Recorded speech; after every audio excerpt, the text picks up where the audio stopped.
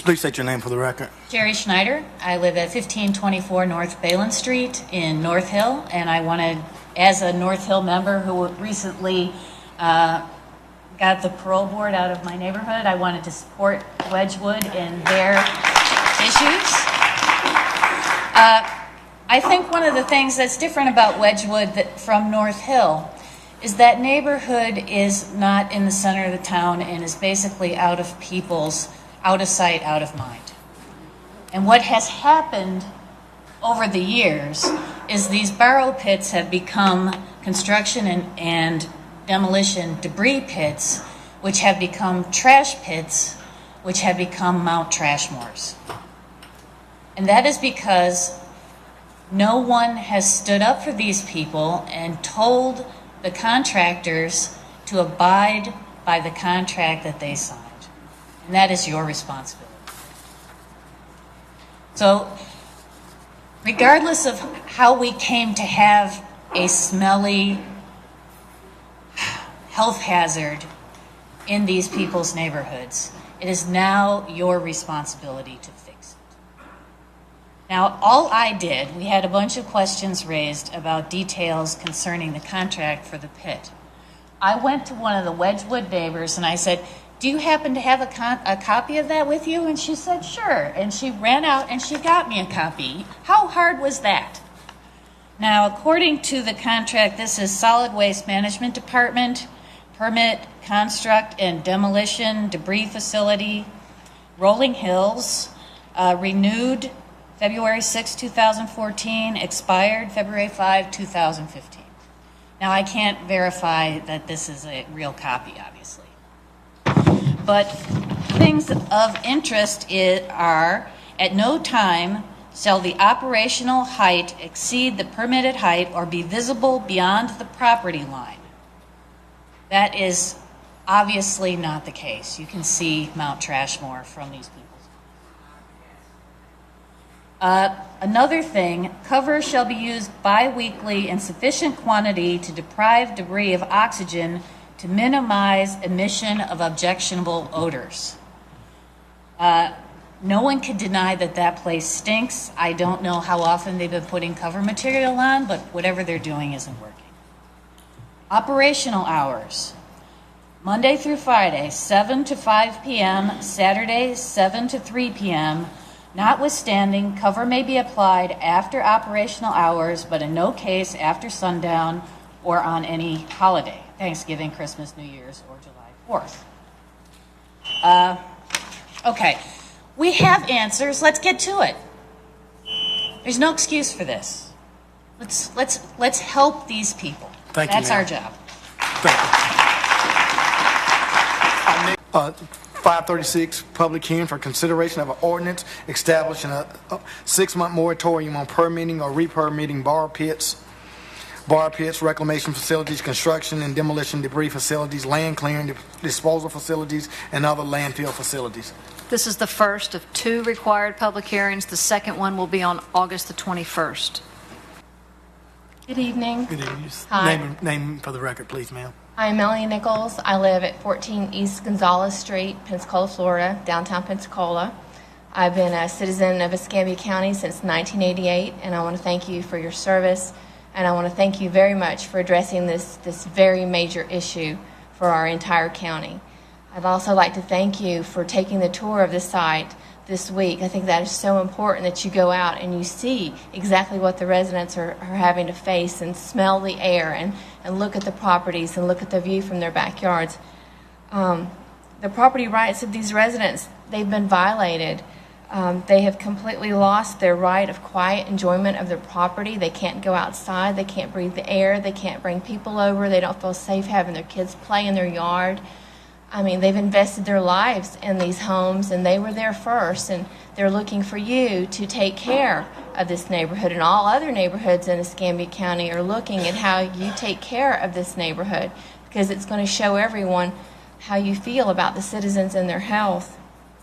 During this moratorium, while the county staff is reviewing and evaluating the county ordinances and regulations governing such land uses, I hope you also review increasing your staff and your budget to oversee these regulations that you have on the books, because that's kind of a problem. You've had a lot of regulations on the books now, but they haven't really been enforced, because if they had been enforced, I don't think all of us would be here tonight. We wouldn't have had this situation gotten out of hand so quickly.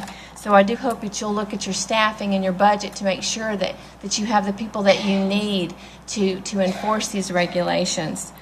I hope that you put enforcement as a priority.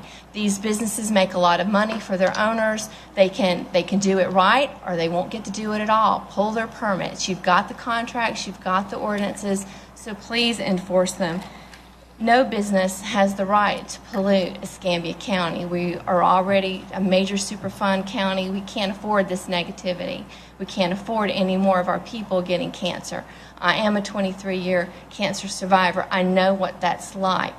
I grew up around an area like that, and it almost killed me. So I don't want to see another person go through anything like that again.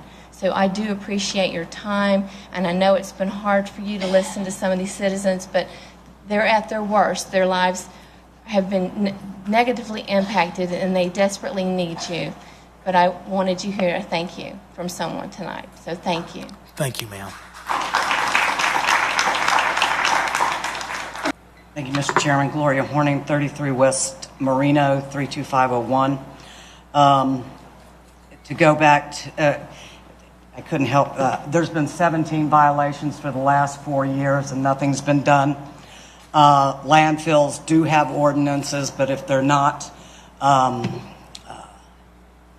enforced, it doesn't mean anything. If the speed limit's 55 and I continue to go 75, nothing's happening. But what I wanted to address the commissioners about is to thank you, Chairman May, Mr. Brown, and the others that came out the other day to see this devastating landfills that are surrounding those neighborhoods. That day it was raining. There was an air monitor test done by Escambia County Environmental Organization. It was found to be off the hook, and it was raining. That day an emergency site went out for everyone to stay indoors. Don't go outside. Well, what I would like to do, and now Marie Young Center is closed for 10 days because of the air. What I'd like to see is an air monitoring warning system, because these folks don't get the news the way many people do, that, you know, they're not checking their emails and things like that. They have jobs, real hard jobs, that doesn't allow them to check every 5 minutes. But if they can have a warning system, I think that would help. I understand today water testing was taken from several homes. Glad to see that, because that needed to be done quickly. The community also needs some type of traffic control. I go out there almost every day, but at least every other day, and those trucks are flying through those neighborhoods. And through that, trash is coming all over the place.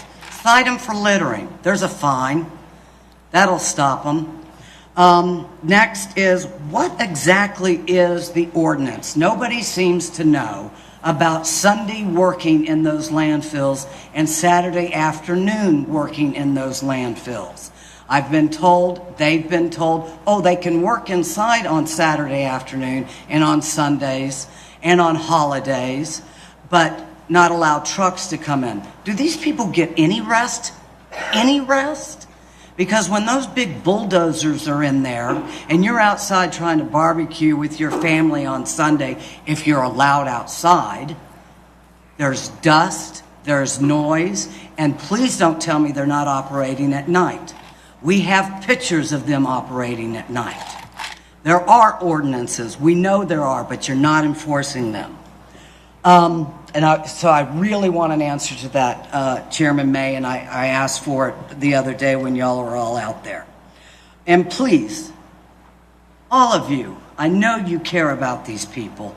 And Lord knows, as I heard Mr. Robinson say today at the ADA Awards banquet about our children of the future, you need to start with this moratorium tonight. Start with that so these children can grow up in a healthy environment. They deserve it. It is required by our national United States Constitution. And I know if this happened to your children or in your backyard, this wouldn't have taken place. They have a right to live, work, and play in a safe environment. Thank you.